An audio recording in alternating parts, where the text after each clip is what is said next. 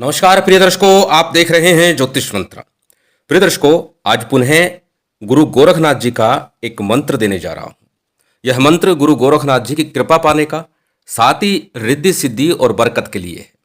इस मंत्र से मां अन्नपूर्णा की कृपा होती है और प्रतिदिन प्रातः संध्या काल पूजा समय में ही इस मंत्र का जप करने मात्र से आपके लिए सर्व कार्य सिद्ध होने लगते हैं। साथ ही साथ घर में बरकत बनती है। आर्थिक तंगी यदि चली आ रही है तो वो भी ठीक हो जाती है, आर्थिक तंगी दूर हो जाती है। वैसे तो ये मंत्र गुरु परंपरा का है, गुरु द्वारा शिष्यों को ही दिया जाता है, परंतु गुरु गोरखनाथ जी ने साबर मंत्रों की रचना जन कल्याण के लिए की थी और इसीलिए इन मंत्रों की रचना अत्यंत सरल ग्रामीण भाषा में है, जो प्रत्येक व्यक्ति, प्रत्येक साधक आसानी से समझ सकता है और उसे समझ करके, जान करके उन मंत्रों का जप करे, जिससे कि प्रत्येक गृहस्थ व्यक्ति का कल्याण हो सके। क्योंकि साधु संत तो इस मंत्र को करते ही हैं, परंतु गृहस्थ व्यक्तियों के लिए भी यह कल्याणकारक हो सके, इसीलिए इन मंत्रों की रचना सरल साध्य भाषा में की गई है। प्रिय दर्शकों, गुरु गोरखनाथ जी को भगवान शिव का ही अवतार माना जाता है और उनके द्वारा रचित मंत्र अपने आप में सिद्ध हैं। उन्हें सिद्ध करने की आवश्यकता नहीं समझी जाती। बहुत से मंत्र सिद्ध करने पर ही अपना कार्य करते हैं, परंतु अधिकतर मंत्रों के लिए यही कहा जाता है कि इन्हें सिद्ध करने की आवश्यकता नहीं। इनकी सिद्धि सुनने मात्र से होती है, अर्थात यदि आपने इस मंत्र को सुना और उसे ग्रहण कर लिया, याद कर लिया, तो आपको यह मंत्र सिद्ध हो गया। इसीलिए गुरु परंपरा में मंत्र को लिखकर नहीं दिया जाता। मंत्र को व्यक्ति के जो शिष्य बनना चाहता है, साधक बनना चाहता है, उसके कान में बोला जाता है और इस प्रकार उसके कान में बोल करके उसे याद कराया जाता है और जब वह मंत्र उसे ग्राह्य हो जाता है तो वह उसका नित्य प्रति जप करता है। जप के लिए विशेष विधि विधान है, परंतु जो सामान्य साधक हैं, गृहस्थ हैं, वह क्या करे? वह जो सामान्य नियम है, पूजा है, उतना करके भी अपना कार्य सिद्ध कर सकते हैं और इन मंत्रों से लाभ ले सकते हैं। वैसे तो पूर्व के एक वीडियो में मंत्र जप की एक विधि मैं दे चुका हूं, जो गुरु द्वारा प्रदत्त होती है और मुझे भी मेरे गुरु ने उस विधि से मंत्र का जप बताया था। परंतु साबर मंत्र अत्यंत सरल होने के साथ साथ सिद्ध भी है। पूर्व में भी बता चुका हूं, संत गोस्वामी तुलसीदास जो रामचरितमानस उनका श्रेष्ठतम ग्रंथ है, उसमें स्पष्ट रूप से लिखते हैं कि साबर मंत्र भगवान शिव का प्रसाद है, जो गुरु गोरखनाथ जी द्वारा हमें दिया गया है और इन मंत्रों का लाभ पूर्ण रूप से हमें प्राप्त होता है। बार बार प्रश्न पूछा जाता है कि क्या गुरु के बिना मंत्रों का जप नहीं कर सकते? प्रिय दर्शकों, यहां पर एक बात अच्छे से समझ लीजिए।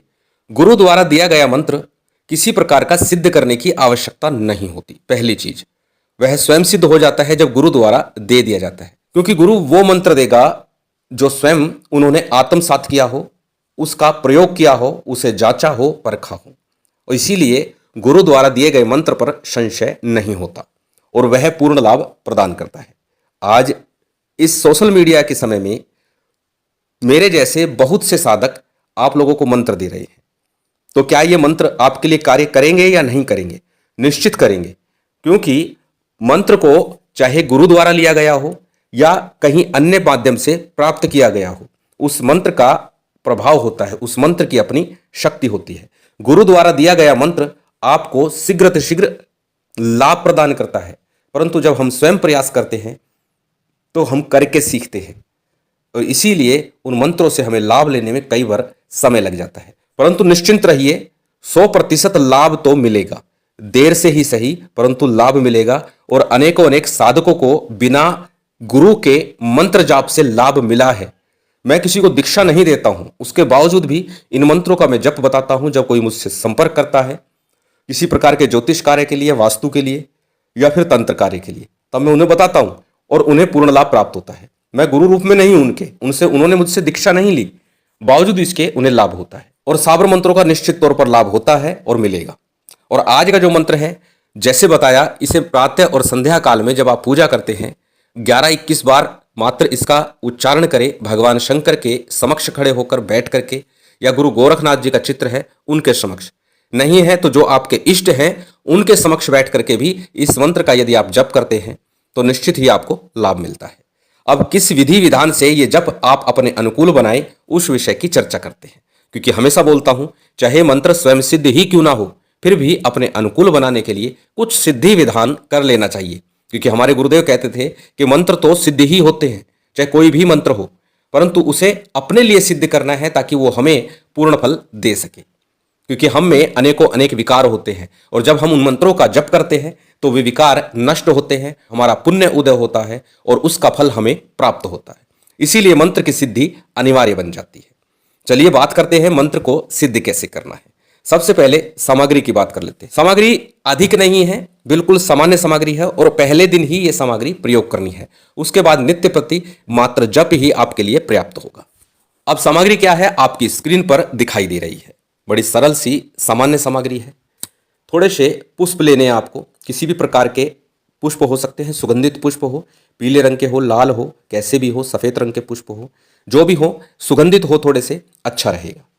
साथ ही अगरबत्ती आपको लेनी है, 5 अगरबत्ती आपको लेनी है। घी या तेल का दीपक सबसे श्रेष्ठ है, गाय के घी का शुद्ध दीपक। नहीं है तो शुद्ध तिल का तेल लीजिएगा। मार्केट में 100-125 रुपये में तिल का तेल उपलब्ध है। निश्चित मानिए वो तिल का तेल नहीं है और आप उसके ऊपर लिखा देखेंगे तो उस पर लिखा हुआ आपको मिल जाएगा, तिल तेल से युक्त लिखा आएगा। तिल तेल नहीं लिखा आएगा, तिल तेल से युक्त है वो तेल। थोड़ी सी मात्रा हो सकती है परंतु शुद्ध नहीं है, तो शुद्ध तिल का तेल लीजिएगा। या फिर अपने सामने कंडे यानी ऊपलों की अग्नि प्रज्वलित कर लीजिएगा और उसके ऊपर गुगल, लोबान, लौंग, इन 3 चीज़ों का धुआं चलता रहे। दीपक ना रखे तो ये भी चल जाएगा। और थोड़ी सी शक्कर उसके ऊपर आपको डालनी है। शक्कर जो गुड़ की शक्कर होती है, देसी शक्कर जिसे कहा जाता है, वो शक्कर आपको डालनी। इलायची और पतासे, इनका भोग भी आप लगा सकते हैं। श्रेष्ठ तो है यदि आप खीर का नैवेद्य बनाए। खीर आपको फीकी बनानी है, मीठी खीर नहीं बनानी है। खीर के ऊपर आपको शक्कर डालनी है, वो मीठी खीर होगी। यह है गुरु गोरखनाथ जी का सही भोग। या फिर आपको चूरमा तैयार करना है। चूरमा तैयार करना कैसे है वो मैं पूर्व में भी बता चुका हूं। सीधे अग्नि पर रोटी सेकनी है, तवा का प्रयोग नहीं करना है। इस प्रकार से यदि चूरमा तैयार कर सके तो श्रेष्ठ होगा, अन्यथा आप जैसे आपसे बन सके वैसे कीजिए। ग्रस्त के लिए बहुत अधिक नियमों के बंधन नहीं होता, साधकों के लिए नियम बंधन है। जब वो साधना सिद्धि के लिए करते हैं तो इस प्रकार के नियम बंधन है, परंतु ग्रस्त के लिए जैसा बन सके, भोग जिस प्रकार से तैयार हो सके उस प्रकार से तैयार करें, परंतु शुद्ध और सात्विक रूप से। इतना ध्यान रखिएगा।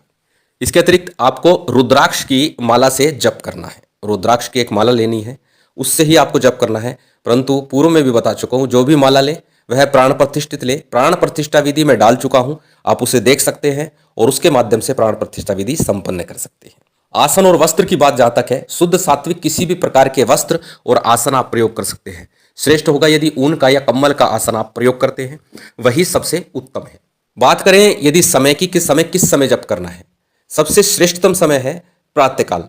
प्रातः 3 बजे से लेकर के और प्रातः 5 बजे के मध्य में यदि इसका जप और सिद्धि विधान किया जाएगा तो निश्चित ही आपको सफलता प्राप्त होगी।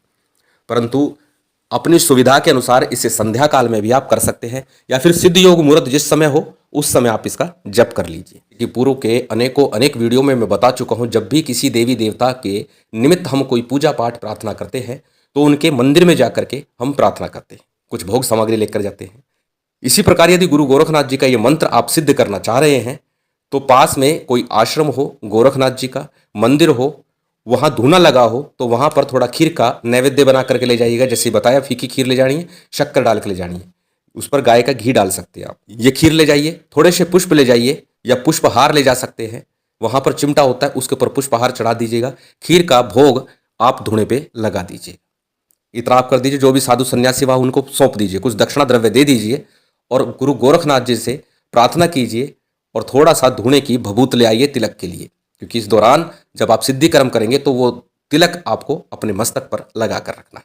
या फिर सिंदूर का, जो हनुमान जी महाराज को सिंदूर चढ़ता है, वो वाला सिंदूर मस्तक पर गाय के घी में मिला करके आपको लगाना है जब आप इस मंत्र का जप करेंगे। ये थोड़ी सी सामग्री है, बहुत अधिक सामग्री की आवश्यकता नहीं है। जैसे बताया, मंत्र का जप करना अनिवार्य है, सामग्री यहाँ पर पूर्ण है, सामग्री मुख्य नहीं है।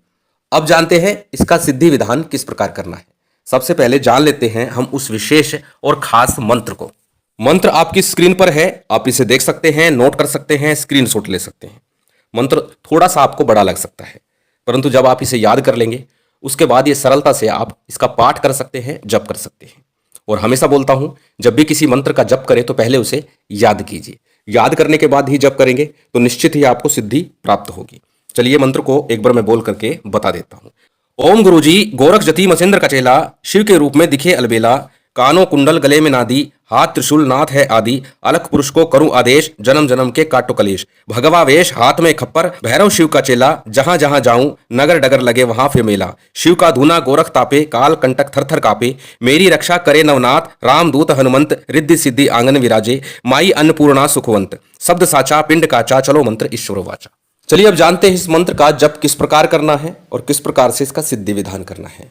जैसे कि बताया, सिद्ध करने की आवश्यकता नहीं है, गुरु परंपरा से ये मंत्र आता है। सिद्धि विधान के लिए सामान्य जो आपके पास सामग्री उपलब्ध है, जितनी आपके पास हो सकी है वो लीजिए, दीपक प्रज्वलित कीजिए, शुद्धि आचमन के बाद में संकल्प कीजिएगा। संकल्प में अपना नाम, अपना गोत्र, उस दिन का तिथि वार नक्षत्र बोलिएगा, जिस दिन सिद्ध योग मुहूर्त हो उस दिन इस मंत्र का जप कीजिएगा।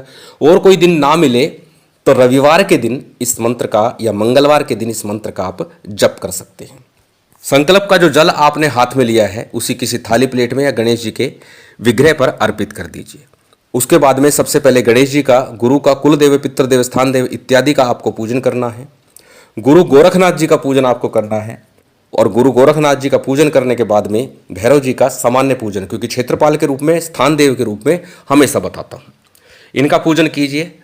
और उसके बाद में इस मंत्र का आपको जप करना है। इस मंत्र के जप से पूर्व सबसे पहले गणेश मंत्र की एक माला कीजिएगा, फिर गुरु मंत्र की, यदि गुरु नहीं है तो भगवान शिव के पंचाक्षरी मंत्र ओम नमः शिवाय, इस मंत्र का आप जप कर लीजिएगा। उसके बाद इस मंत्र की एक माला, 3 माला, 5 माला, यानी यथाशक्ति जितना आप कर सके उतना आपको करना है। विषम संख्या में माला का जप किया जाता है और विषम संख्या में ही माला का जप आपको करना है। 1, 3, 5, 7, 11 जितना आपसे हो सके।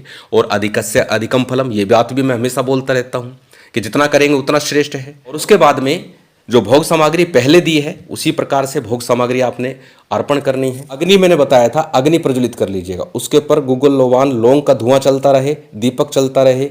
अगर नहीं चलता तो अग्नि प्रज्वलित रखिएगा। भोग आपको अग्नि पर देना है। जो आपने अग्नि प्रज्वलित करी है अग्नि पर भोग देना है। अग्नि पर किसी भी प्रकार का जो भोग आपके पास उपलब्ध है, जप के बाद में गुरु गोरखनाथ जी की आरती कीजिए। नहीं आती है भगवान शिव की ओम जय शिव ओमकारा जो आरती है वो कर लीजिए। और उसके पश्चात में जो नैवेद्य आपने रखा है वो अग्नि पर समर्पित कर दीजिए। सबसे श्रेष्ठ होगा यदि खीर का नैवेद्य हो, अन्यथा थोड़े से गाय के घी के साथ शक्कर मिलाकर के भोग दिया जाए तो बहुत श्रेष्ठ है। अन्यथा चूरमा बनाकर भी आप भोग रख सकते हैं। भोग नित्य प्रति दे, आपकी इच्छा है। अन्यथा पहले दिन जिस दिन आप साधना करेंगे उस दिन आपको भोग अवश्य देना है। इसके बाद नित्य प्रति प्रातः संध्या काल में जो नित्य पूजा करते हैं उसमें जैसा भोग सामग्री आप देव पितरों को लगाते होंगे वही मुख्य रूप से अर्पण कर दीजिए। नहीं करते हैं तो सिर्फ मात्र जप कर लीजिए, यही है इसका प्रयोग। अब जप करने के बाद करना क्या है, पानी का एक पात्र अपने पूजा घर में रखिएगा। जप कीजिएगा, अपनी पूजा पाठ नित्य क्रिया जो है वो कर लीजिएगा। और उसके बाद उस जल को पूरे घर में थोड़ा थोड़ा छिड़किएगा और आचमन के रूप में, चरणोन्नत के रूप में उस जल को थोड़ा सा ग्रहण कर लीजिएगा। फिर देखिएगा आपको किस प्रकार से अपने जीवन में, परिवार में, व्यापार में परिवर्तन नजर आता है। बहुत ही सिद्ध और चमत्कारिक मंत्र है, शीघ्र आपको लाभ प्रदान करेगा। गुरु गोरखनाथ जी की कृपा आप सभी पर बनी रहे, महामाई की विशेष कृपा बनी रहे, यही कामना है। और उम्मीद करता हूँ ये जानकारी, ये वीडियो आपको अच्छी लगी होगी। यदि अच्छी लगी हो तो कृपया लाइक कीजिएगा, शेयर कीजिएगा। यदि चैनल पर नए हैं तो सब्सक्राइब कर बेल आइकन बटन दबा दीजिएगा।